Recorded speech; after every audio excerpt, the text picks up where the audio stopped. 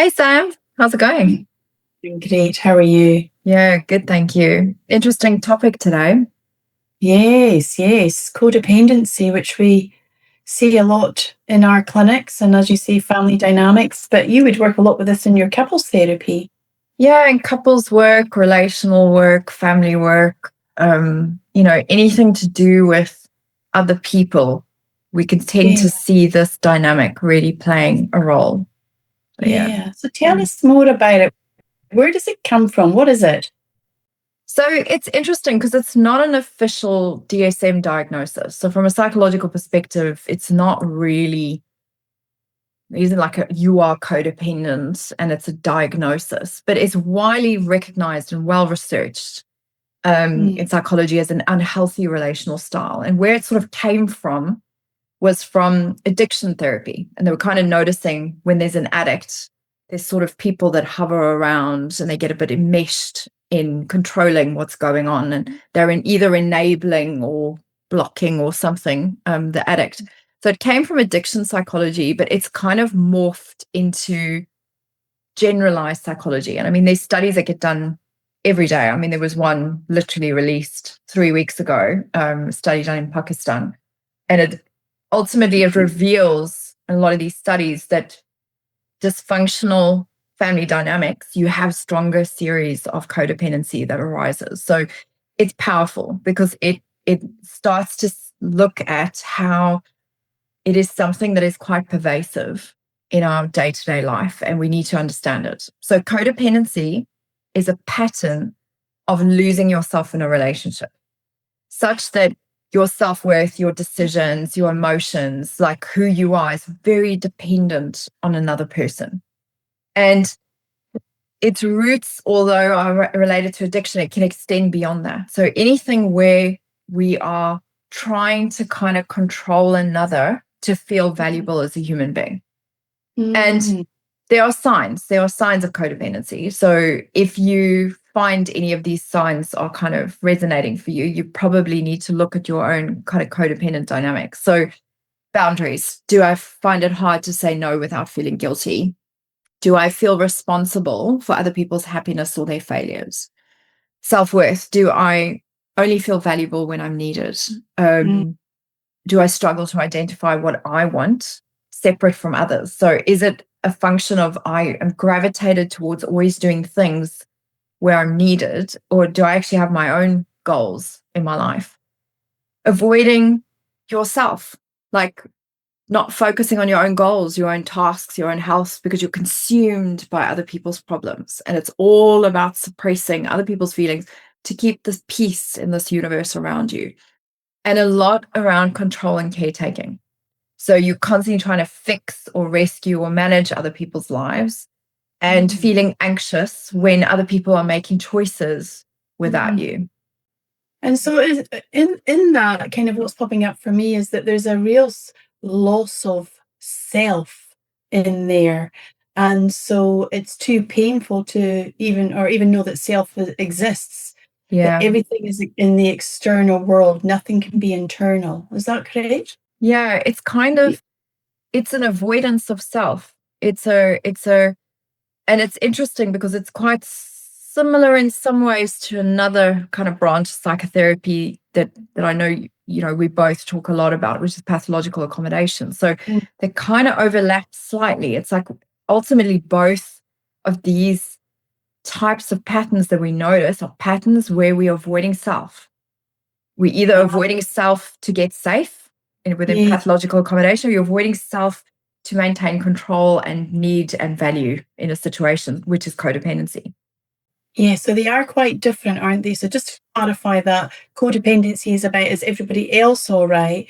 And pathological accommodation is I'm not all right. So I need to keep everybody happy and accommodate everybody else's needs because To I'm not all right. Yeah, to feel safe. So To feel safe. the goal is a little bit different. The goal of codependency is to maintain control and value. And the Yeah. goal of pathological accommodation is just doing whatever I need to do to stay safe. Yeah, wow. Both of them sound like a lot of hard work. And you do have I've come across many codependent people in my time, but particularly in clinic, you would notice that people are exhausted being, this codependency state, right? But something that's also quite interesting about this codependency is that that individual can go around being the caretaker and the rescuer and has, that sense of self is gone and it's exhausting. But there's something that kind of happens underneath those layers. They almost make the other, so in a relationship, if you like, kind of dependent on them. So it's almost like an unconscious strategic way of being. Beautifully put, Sam, because it's ultimately a contract, and it's an unspoken contract, and it's based on the law of reciprocity. And Karpman in 1968, he wrote quite a lot about these contracts that get built with people. And he developed this concept called the Karpman drama triangle. And it's ultimately, if you imagine a triangle, you have rescuer, victim, perpetrator. So in codependency dynamics, there's this contract. I'm doing something for you. I'm here to save you. I'm the fixer, I'm the helper. I'll take care of everything for you. That rescuing role is ultimately the role that you step into when you're a codependent. And the victim is this helpless, powerless stance. Like, why do these things happen to me? Right? So you are in this really sensitive place where you've got to ask yourself, who created whom? Did I, as the victim, create a space for the rescuer to come and rescue you? Or did I, the rescuer, create you and keep you in this place of being this helpless victim? Because at the top of the triangle, we have the perpetrator. And the perpetrator is the controller, the blamer, and the critic. This is all your fault. Now, where codependents live the most strongly, as I said, is the rescuer, because you're deriving your identity and worth from helping other people. But you feel anxious also if you don't help. So there's also this pressure. I must help you.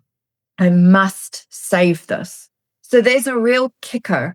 The rescuer will often flip into victim or into a kind of martyr version of victim, where it's like, you don't appreciate what I've done for you, right? So there's this flip that can happen. And it can also, the rescuer can flip into persecutor, where it's like, after all I've done for you, you've gone and made a choice or done something I didn't expect you to do. So you didn't listen to me. You didn't do what I told you to do. And if you had just done what I told you to do, everything would be fine right now. So now the rescuer is in the role of perpetrator, or it's in the role of victim martyr. So there's also this thing in Karpman's sort of dynamics that he talks about, where you can be, as a victim, you can perpetrate others to become the rescuer to rescue you. And as a rescuer, you can perpetrate others to be in that weak position so you can feel needed and rescue them. It's exhausting, which is why it's called the drama triangle. This thing sucks energy like nothing else.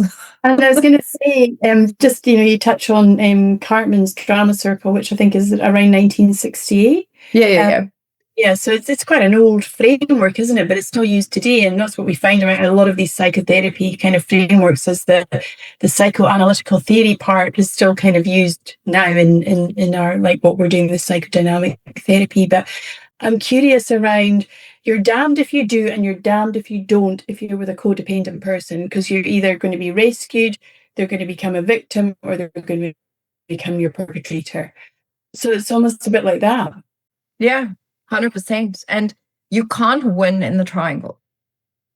So you've got to really take a look and see, what is the contract that I'm making when I start this friendship, relationship, whatever, with this person? Is there an exchange of benefits, an exchange of reciprocity? Or is it this kind of one-way system where I feel like this asset that is being used? Because the minute that happens, I'm actually I've slotted myself into a triangle. And now there's going to be drama down the line when I withdraw my support. And then the victim's like, how dare you withdraw your support? I was just counting on you. Now you've abandoned me. We've now created like this weirdness. So if you even find yourself in a codependent dynamic, it's just clocking that and noticing it and going, I don't feel like this is a reciprocity gig. It feels like the exchange of benefits is one way, and I'm not sure this is healthy for me. Yeah. So the type of person who is codependent would have a particular attachment style, right? Definitely. Yeah. You wouldn't be secure attached. You would No. be anxious or fear attached. So you would be in the disorganized kind of universe, which we talked about in the last episode. So in that attachment space where you're a bit disorganized, you either, I want to be close or I want to push away. This is where a lot of people, to feel value and to feel close, contracts with people. So it's kind of like, if I do all this stuff for you, you won't leave me. So it's a strategy for an anxious attached person to basically gain attachment and to feel closer to somebody. So when you have an anxious, fearful attachment pattern and you are trying to save or rescue an avoidant, dismissive person from an attachment perspective, they're not going to appreciate being the victim, because their needs are for autonomy and an agency, and they don't want to be put in that position. Yes, and they're also so that kind of avoidant style of attachment, they're more likely to be kind of industrious, and they get over focused, and so there's something there as well about this codependent that's going to be tricky for this codependent person, right? Where this person is off making their own decisions, which you would expect an avoidant attachment style to do. That's right.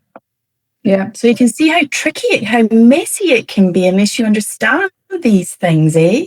It's and I know messy. that, to reclaim your autonomy, Adler talks about this, doesn't he? As he's one of the founders of psychotherapy and quite a contemporary therapist, born from Freud. Yeah, he was a contemporary of Freud and Jung, and he was they were all cruising around together. I imagine them all kind of like, hanging out in their little philosopher's circle and coming up with stuff.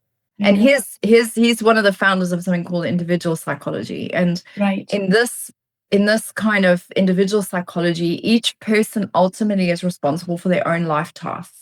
You have your own choices, your own feelings, your own growth, and you have tasks in the realm of work, family, relationships, life. And what he talks about, which is the premise of individual psychology, is that you will always have interpersonal conflict if you meddle in the tasks of others.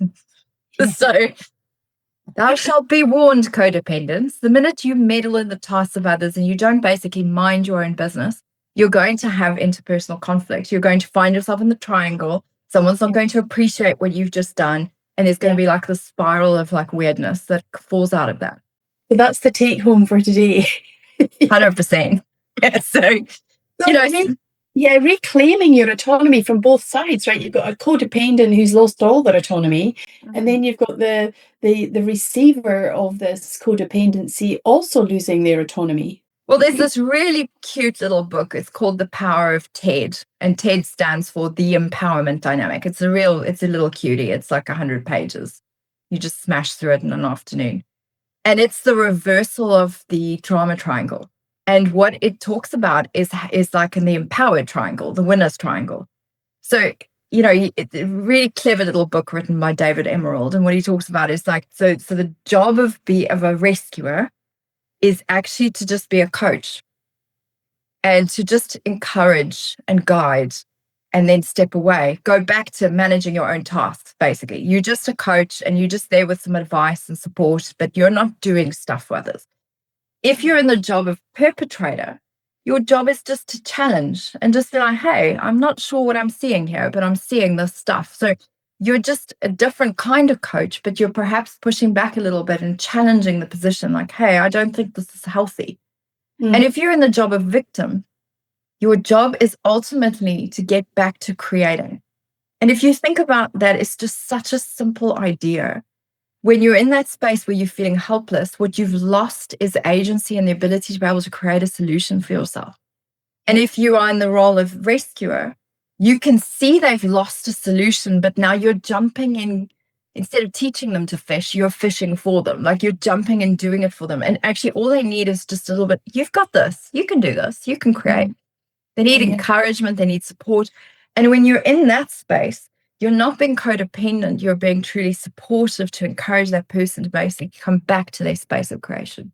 Yeah, and that's our job as therapists, to allow people to to change the lens or the perception of the world so that they can have that self-agency and autonomy, that, you know, and that sense of self that they can get from that, Yeah, 100%. providing that So difference. it differs quite a lot from pathological accommodation, though.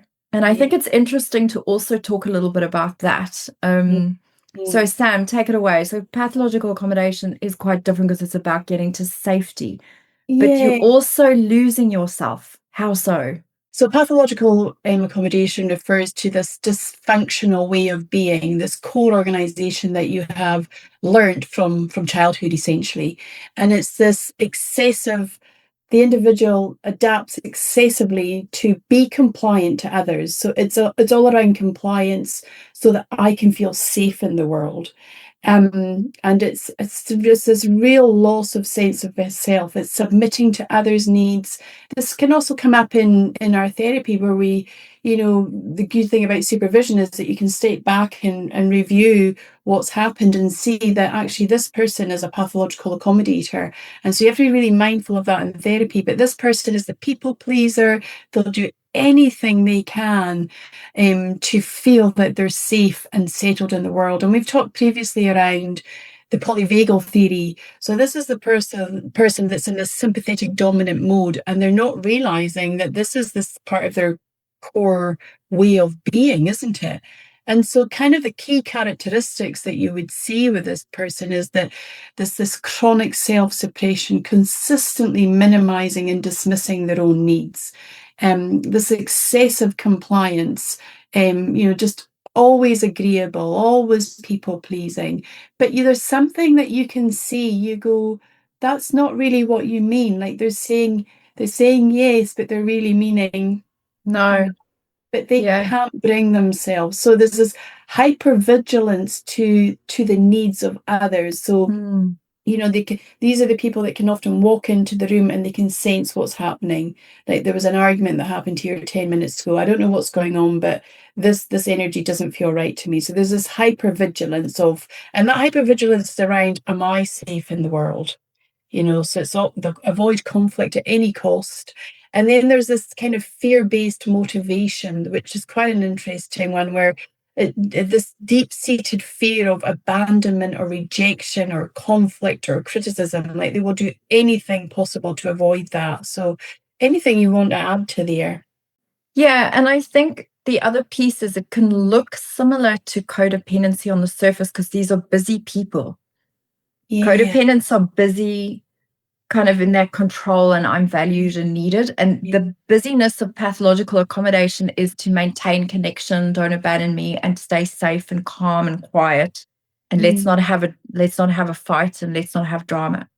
Both are losing themselves and their attendance to their own goals and their own yeah, purpose, which is what's sad, because with pathological accommodation, there's like, I must maintain connection or I will be harmed or something bad's going to happen. So that safety antenna that you were kind of talking about is really alive and well.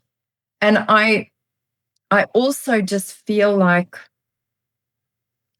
distinguishing, for the listeners, if you resonate with codependency, you got to ask yourself, am I rescuing because I want to be loved? And if you resonate with pathological accommodation, you got to ask yourself, am I disappearing because I fear rejection or harm? That's kind of like the takeaway there. It's like if you're pathologically accommodating, these people, it's almost like they have no opinion, they have no personality. They just merge into the background, but they're busy. And they're busy and always trying to look productive. And then yeah. the busyness with a codependent is like, I want to look amazing and I'm needed and I'm valuable. So this is a different personality, but they're connected due to their busyness. But what they do have in common is that they were developed as a strategy to operate in the world. So very clever parts that kind of come forward. But Yeah, both are exhausting. exhausting. And what's interesting is with pathological accommodation, we also see the emergence of another theme, which is called the moral defense. So this is a defense that comes up, and I see it clinically all the time. People that are pathologically accommodating, they're a little bit superstitious. They're like, but I must do these activities. And if I don't do these activities, or if I don't think good thoughts, if I don't do this, something bad's going to happen. So they're always trying to avoid something bad happening. Karma's going to come and get me. Something terrible is going to occur. I have to do all these activities. And poor cuties are so burnt out. But they're just tirelessly trying to do stuff because they think if they don't, something bad's going to happen. These co-occur quite a lot. Yeah, right. And so this is all operating at an unconscious level, okay? Yeah, because that's what they develop, this strategy in childhood, where survival or emotional safety was dependent on the attunement of others. Correct. Yeah.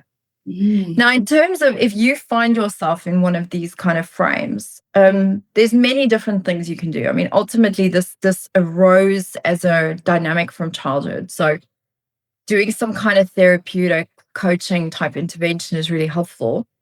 The goal should really be to getting back to living your life, your goal, your purpose. Stop fussing around with the tasks of others and meddling in the lives of others, and get back to your life. So coaching psychology as well as psychotherapy are both very good at looking at this. So just talk a little bit about psychotherapy, which we both do, and I'll talk a bit about coaching psychology as well.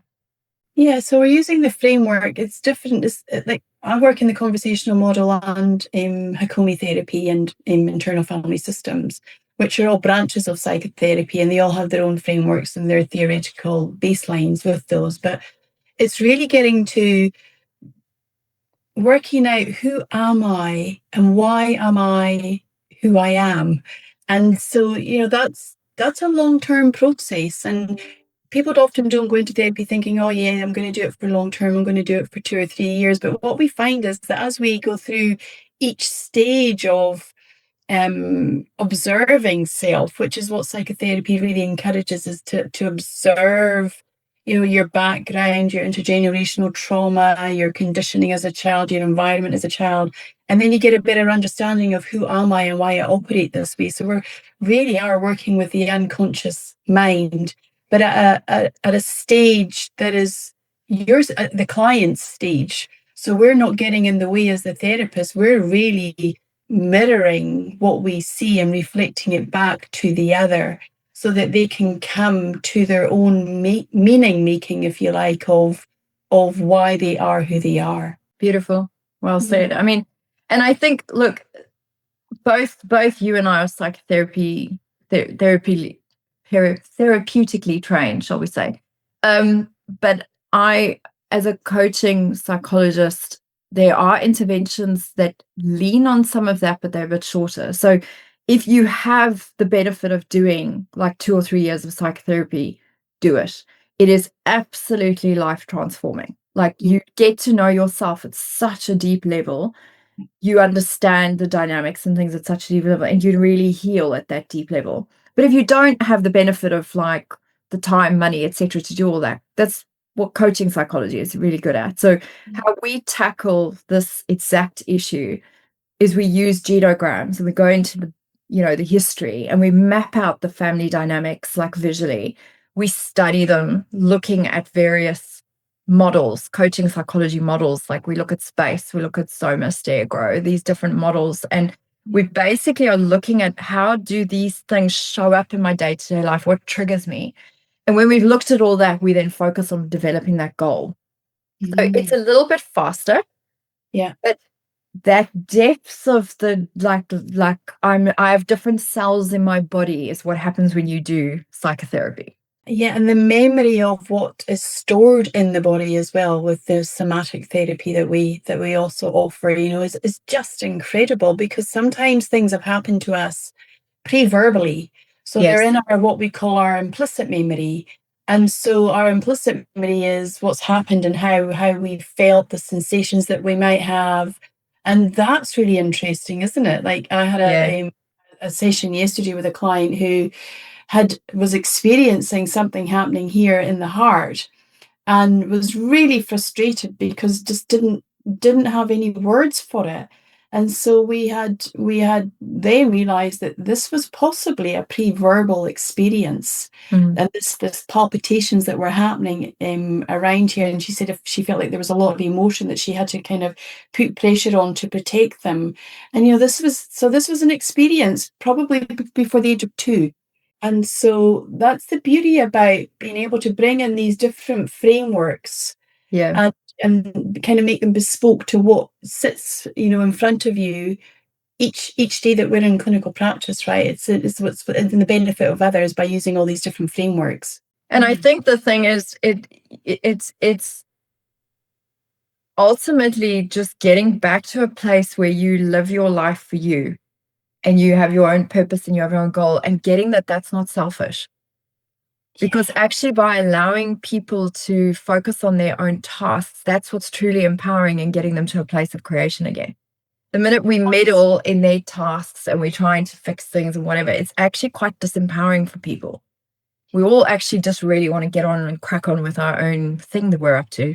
Yeah, we'd love to. And for some people, it does feel selfish. And for some people, it can be selfish and really scary. Yes. Because it's a new way of being in the world. Yes. And that's where psychotherapy and I guess health coaching can, come together and really help you unpack why is it so scary. Yeah, for sure. Good. Okay. So that's a good session for today. Just talking a little bit about this, and till next time, where we will continue to muse all things health, relationships, and trauma. Take care. Bye-bye. Bye.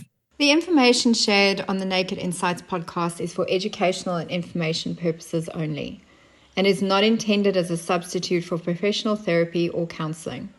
While we aim to provide helpful and accurate insights, individual experiences may vary. If you're experiencing trauma, mental health issues, or distress, please seek guidance from a qualified professional. The views expressed by us as the hosts are our own and do not necessarily reflect the opinions or positions of any affiliated organizations.